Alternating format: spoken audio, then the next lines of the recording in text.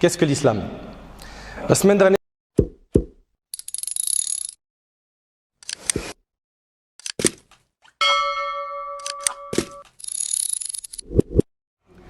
Alhamdulillahi Rabbil Alamin, wal aqibatu lil muttaqin wal udwana illa ala adh-dhalimin, wa ashhadu an la ilaha illa Allah wahdahu la sharika lahu waliyyus salihin, wa ashhadu anna Muhammadan abduhu wa rasuluhu wa safiyyuhu min khalqihi wa khaliluhu sayyidul awwalin wal akhirin. Allahumma salli alayhi wa ala alihi wa sahbihi wa man ittaba'ahum bi ihsanin ila yawmiddin, amma ba'd.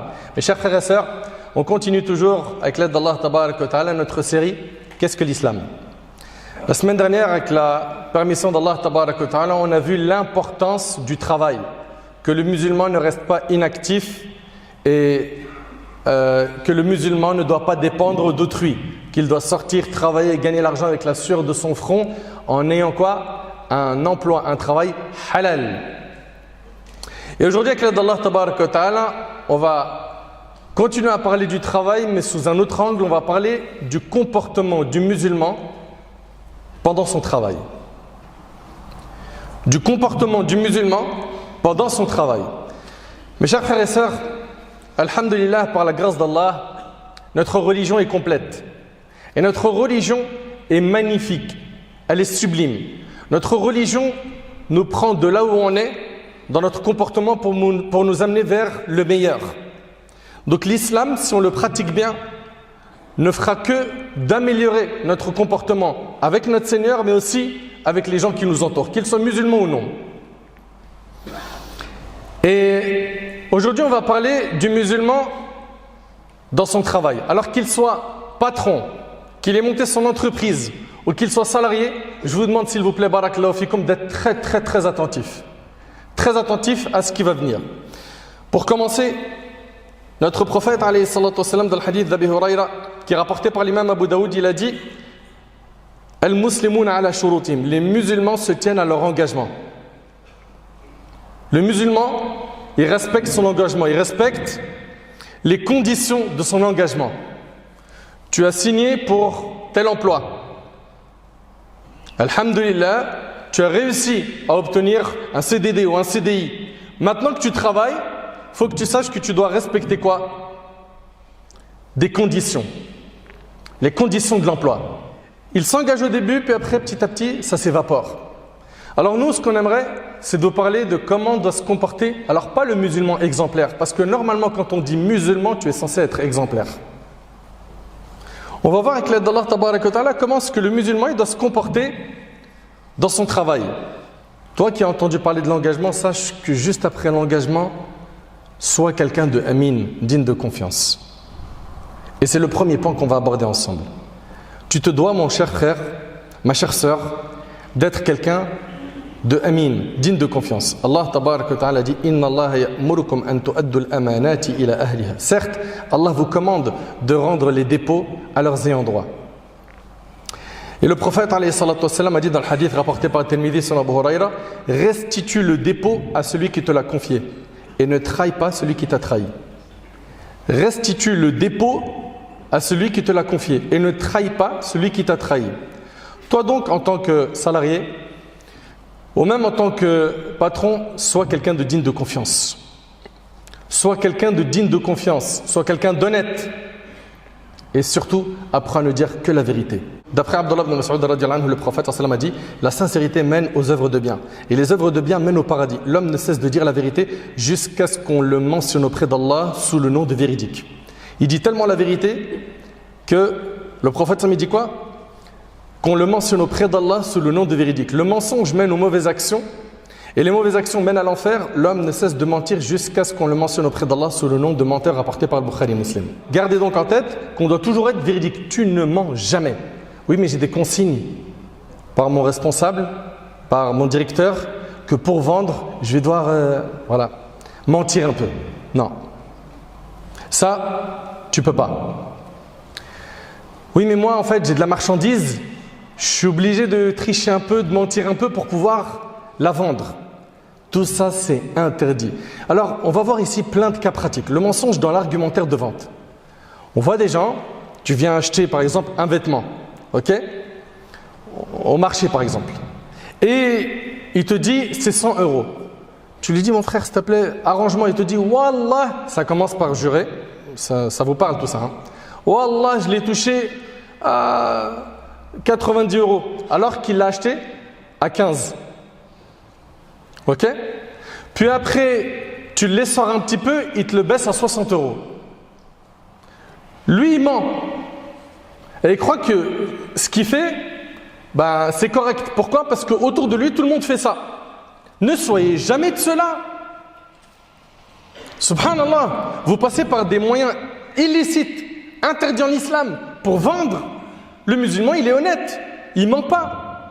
Allah tabarak wa ta'ala nous dit Ya ayyuhalladhina amanu attaqullah wa kunu ma'as sadiqin. Ô vous qui croyez, craignez Allah et soyez avec les véridiques. Certains, malheureusement, le mensonge, c'est un slogan dans leur vie. Il a tout le temps une excuse avec le mensonge. Pourquoi tu arrives en retard? Il ment. Il y avait un accident sur la route. C'est toi qui as fait cette erreur dans le travail? Il ment. Pour se couvrir. Et donc, il arrive à quoi? À échapper à des sanctions, des blâmes dans son entreprise, mais il oublie qu'il sera debout devant son Seigneur le jour du jugement où il va le questionner sur tout cela. Tu as certes réussi à échapper des humains, mais tu n'échapperas pas à ton Seigneur Azza wa Jal. Notre religion nous demande donc d'être honnête, véridique. Quand vous vendez, ceux qui travaillent par exemple dans le marché, s'il vous plaît, barakallahu fikum, soyez honnête, montrez vraiment la marchandise à quoi elle ressemble. Non, il cache le mauvais, il montre le bon en haut, et après quand il fait un sac de fruits ou de légumes, il mélange tout. Allez, tiens. Alhamdulillah, aujourd'hui on a réussi à liquider au moins 200 kilos de légumes pourris. On l'a échappé belle, hein, on allait tout jeter à la poubelle. T'es content? T'as vendu en trichant, en étant malhonnête? Selon Abu Hurayra radiyallahu anhu, le hadith il est rapporté par Muslim, le messager d'Allah sallallahu alayhi wa sallam passa un jour devant un tas de blé. Il y introduisit sa main et ses doigts y sentirent la présence d'eau. Donc il y avait une présence d'eau dans le blé, en bas. Il dit, qu'est-ce donc que cela au propriétaire de ce blé? Il dit, il a été mouillé par la pluie du ciel, au messager d'Allah. Il lui dit, pourquoi est-ce que tu n'as pas mis les grains mouillés à la surface du tas afin que les gens le voient? Celui qui ne trompe n'est pas des nôtres. Et ça, c'est pas quelque chose qu'on voit encore, ça? Et après, il se félicite. Il se félicite. La tromperie, elle riche, c'est interdit en islam. Interdit. Ceux qui, par exemple, on connaît ça au bled, pour certains parmi nous, il va mélanger l'eau avec le lait. Pourquoi? Pour vendre plus. Ou bien le miel coupé à du sucre. Tout ça, c'est quoi? Ils le font pour s'enrichir. C'est haram. C'est illicite. Ou bien ils vont utiliser at-tadlis, des ruses. C'est le fait de mélanger quelque chose de mauvaise qualité à quelque chose de bonne qualité. Tout ça, c'est pas permis. Pourquoi? T'en aurais parlé à l'acheteur. Il aurait vu ça, il aurait acheté? Non. Donc sois honnête. Une parmi les grandes failles, c'est aussi le fait de cacher les défauts. Il va vendre un téléphone portable, mais il ne dit pas que la batterie, elle ne charge pas. Ok? Il va vendre une voiture, mais il ne dit pas que les vitres ne descendent pas. Ou bien il va la vendre exprès dans un endroit tard, la nuit, dans un endroit où il y a peu d'éclairage. C'est sombre pour qu'il ne voit pas les défauts, les rayures. Il prend l'argent et il part. Tu as trahi. Tu as triché. Tu as fait quelque chose de grave. Mais malheureusement, ce qui a été dicté dans les codes de certains aujourd'hui, c'est quoi? C'est que tu as réussi à la vendre. Waouh! Ah, bon débarras. Ah, tu as bien fait. Bonne affaire. Ah, il ne l'a pas vu venir celle-là. La hawla wa la quwwata illa billah al-ali al-azim. Et toi aussi, tu ne vois pas venir ce que tu risques le jour du jugement par tout ce que tu es en train de faire. Certes, tu as gagné quelques sous ici. C'est vrai, tu t'en es sorti peut-être avec des grandes enveloppes. Mais le jour du jugement, qu'est-ce que tu vas répondre à Allah yawm al-qiyamah? Qu'est-ce que tu vas lui dire? Donc c'est le fait de cacher les défauts. Un musulman, lorsqu'il vend et qu'il a connaissance des défauts de la marchandise et du produit qu'il vend, s'il fait ça volontairement, c'est très grave. Il doit tout mentionner, il doit lister tous les défauts du produit. Tu connais ton produit, tu dois volontairement tout citer. Il a été rapporté, Uqba ibn Amr radiyallahu anhu, le prophète sallallahu alayhi wa sallam a dit, le musulman et le frère du musulman, il n'est pas permis à un musulman de vendre une chose à son frère qui a un défaut sans lui montrer au préalable ce défaut. Rapporté par Ibn Majah. Et que ce soit un musulman ou un non-musulman, tu n'as pas le droit de tromper, de trahir, de tricher. Il y a également des stratégies qui sont utilisées qui sont graves, comme le fait de pousser à la vente des stratagèmes, des ruses. Par exemple, certains ils vont aller au bled et il va aller chez un marchand de tapis. Lui, il n'a pas envie d'acheter un tapis, mais il s'est fait attraper avec un sourire. On l'a mis assis et après on lui a servi du thé, des gâteaux, des sourires. On a joué avec sa fille. Et ça, c'est des ruses utilisées. Pourquoi? Pour le mettre dans une certaine gêne où il ne peut plus sortir sans acheter. C'est du forcing contourné. Et on lui a étalé 10 tapis et à la fin, il se retrouve à acheter des tapis super moches, très très chers, et il part. Mais vous n'avez pas honte? Vous n'avez pas honte? Donc ils vont développer dans le client un sentiment de gêne, d'embarras. Comment je vais sortir sans lui acheter avec tout ce qu'il m'a fait? Ouais, il a fait quoi? Il t'a donné un verre de thé, 2 gâteaux, ok, ça coûte même pas 2 €, il t'a vendu des tapis à je sais pas combien, qui sont moches. Hadahumullah.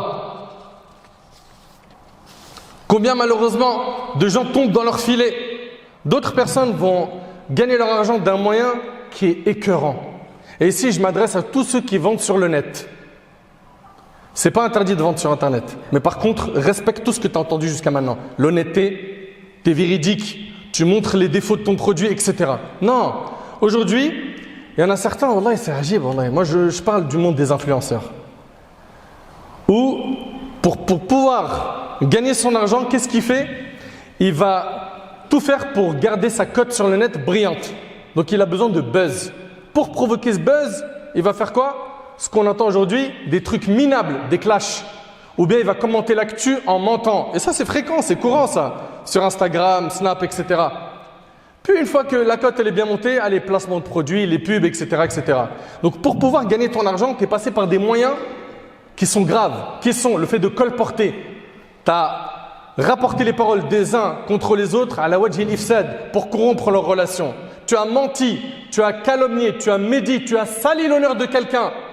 Et ça, malheureusement, c'est monnaie courante. C'est-à-dire quoi? C'est-à-dire qu'il va creuser dans la vie des gens pour avoir ce qu'ils appellent eux des choses croustillantes à dire. Et après, il va dévoiler ça sur le net pour que sa cote reste toujours quoi? Brillante. Inna lillahi wa inna ilayhi raji'un. Et si vous êtes musulman, respectez-vous. Respectez la religion. Il y a d'autres moyens de gagner l'argent de manière halal. Non. Ou d'autres, pour gagner de l'argent, ils vont se moquer. Se moquer sur les réseaux sociaux, ça fait augmenter sa visibilité sur le net et à la fin il peut vendre des shampoings qu'il a achetés chez AliExpress à 2 € à 15. Selon Abu Hurayra radhiyallahu anhu, le prophète sallallahu alayhi wa sallam a dit: une époque arrivera pendant laquelle l'homme ne se souciera pas de quelle façon il gagnera l'argent, de façon licite ou illicite, rapporté par Bukhari Muslim. On y est. Les gens aujourd'hui mangent à tous les râteliers. Halal, haram, ma'alish. L'essentiel, le frigo il est blindé, hein, on roule avec une grosse voiture, je pars en vacances quand je veux, moi je bosse que 3 heures par jour, hein. T'as vu les autres là dans les usines? Je suis malade moi pour faire comme eux. Qu'Allah vous guide. Selon Abdullah ibn Mas'ud radhiyallahu anhu, le prophète sallallahu alayhi wa sallam a dit: ayez de la pudeur envers Allah comme il se doit. Les compagnons répondirent: ô messager d'Allah, nous avons de la pudeur envers Allah, louange à lui. Il dit: ce n'est pas cela, mais la pudeur envers Allah comme il se doit, c'est de préserver la tête et ce qu'elle renferme. Ça veut dire quoi? Tu préserves la vue, l'ouïe et la langue. Et le ventre, c'est comme ça que tu as de la pudeur envers Allah. Préserver le ventre, par quoi? Yurid la yajma' fihi illa al-halal wa la ya'kul illa at-tayyib. C'est-à-dire de manger que ce qui est halal, de gagner ton argent que par quoi? Par une acquisition qui est halal. Il dit ici: et le ventre, est-ce qu'il contient? Que tu te rappelles la mort et la décomposition du corps. Quiconque désire le bien-être dans l'au-delà délaisse les ornements de ce monde. Celui qui agit de la sorte aura effectivement concrétisé la pudeur envers Allah, rapporté par l'imam Ahmad et d'autres. Parmi les choses qui sont à éviter, qui sont très graves, on a quoi? Les pots de vin, ar-rashwa. Moi, pour pouvoir avoir tel chantier dans tel domaine, hein, que ce soit dans le bâtiment ou autre, je mets une enveloppe sous la table et toutes les portes s'ouvrent. Ok, très bien. Et après, bah, alhamdulillah, je vis bien mon frère, je suis à l'aise. T'as vu, maman, elle est bien. Les enfants, ma femme, leur avenir, il est sécurisé. Ah, c'est toi qui sécurise l'avenir. Et voilà, on entend des choses comme ça. Et après, qu'est-ce qui se passe? Cet argent-là, wallahi wa rabbil Kaaba, tu auras des comptes à rendre. Le prophète, dans le hadith d'Abu Barza qui est rapporté par Tirmidhi, il a dit que le fils d'Adam ne fera pas un pas le jour du jugement sans qu'il soit questionné sur 4 choses. Parmi elles, ton argent, comment tu l'as gagné et dans quoi tu l'as dépensé. 2 questions sur ton argent. Comment tu l'as gagné? D'une manière halal? Très bien. Comment tu l'as dépensé? D'une manière halal? Alhamdulillah. Si ce n'est pas le cas, tu as encore un grand danger. Fahibati fillah, fais très très attention à tout cela. Également dans le travail, il nous est demandé al-itqan. Le fait de quoi? De faire son travail comme il le faut. Ok? Alors, on pourrait dire de le faire à la perfection, ok? Mais on le sait que personne n'est parfait. Et de temps en temps, il arrive que même les meilleurs se trompent. Mais ce qu'il faut, c'est quoi? C'est de se rapprocher de la perfection. Comme il a dit, alayhi salatu wassalam, saddidu wa aqaribu. Rapprochez-vous de la perfection. Fais le nécessaire pour que ton travail soit bien accompli. Pas de travail fait à moitié. Si tu sais que cette mission, tu ne vas pas pouvoir la remplir comme il le faut, t'avances pas. T'avances pas. Crains ton Seigneur. À partir du moment où tu as donné une mission, une tâche, tu as un travail à faire, tu as une prestation à remplir, tu fais les choses bien comme il faut, sinon tu dis non, va voir plutôt un tel, il le fera mieux que moi.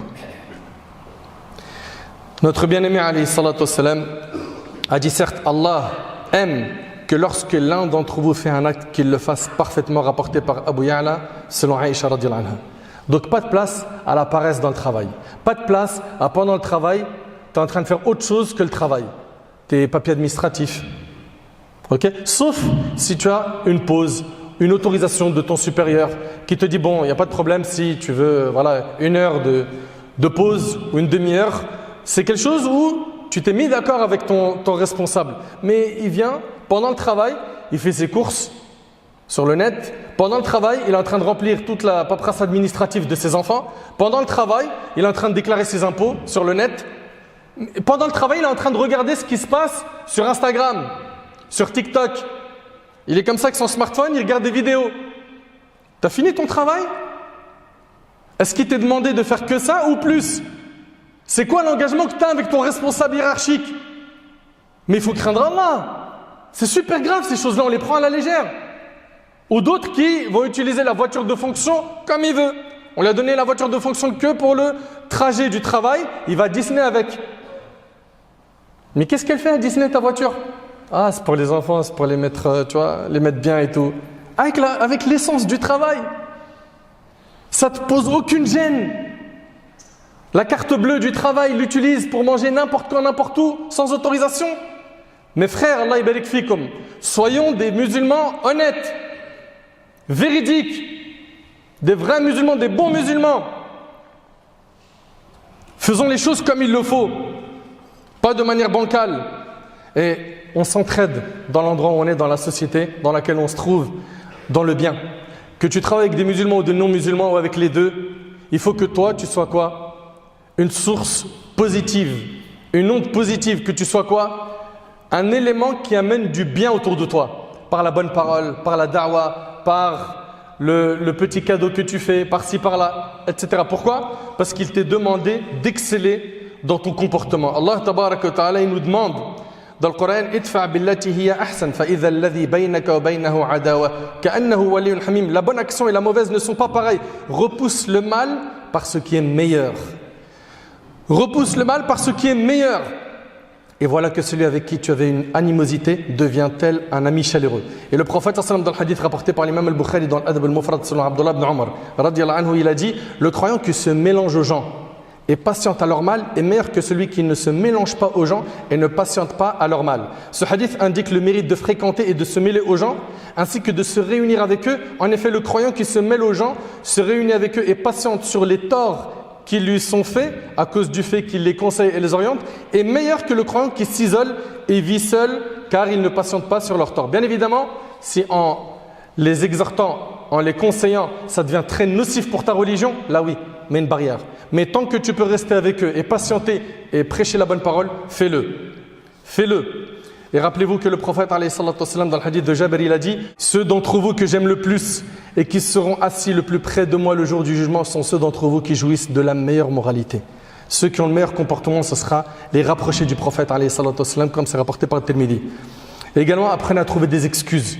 Tu vois quelqu'un par exemple qui t'a pas répondu quand tu l'as appelé. Ok, trouve une excuse à cette personne-là, qu'elle soit musulmane ou non. Peut-être qu'il t'a pas entendu. Peut-être qu'il a une oreillette, il a un kit main libre, il parle à quelqu'un, tu ne vois pas son oreille. Apprenez à trouver des excuses et à bien interpréter ce que vous voyez. Et le dernier conseil, et c'est avec ça qu'on termine, c'est accepte les conseils et les critiques constructives. Accepte-les. Dans ton travail, tu le sais qu'il y a des gens qui n'ont pas le même comportement que toi. Ils n'ont pas la même éducation que toi. Ils vont venir te conseiller. Certains vont le faire avec tact, avec douceur. D'autres, ils vont le faire d'une manière peut-être sèche. Creuse ce conseil et regarde il y a quoi dans le fond de ce conseil. Et prends ce qui est bon pour toi. Et corrige-toi. Et améliore-toi. Et pas de place à ton ego. Et toujours, essaye de tout faire pourquoi? Pour satisfaire ton Seigneur dans ton travail. Car peut-être que des fois, ils vont mettre des caméras dans certains endroits pour surveiller les ouvriers et que toi, tu travailles dans un endroit qui n'est pas surveillé. Mais sache qu'Allah tabarak wa ta'ala te surveille tout le temps. Garde donc ça en tête et j'implore Allah tabarak wa ta'ala d'améliorer notre relation avec lui Azza wa Jal et avec les gens. Et j'implore Allah subhanahu wa ta'ala de nous accorder un bon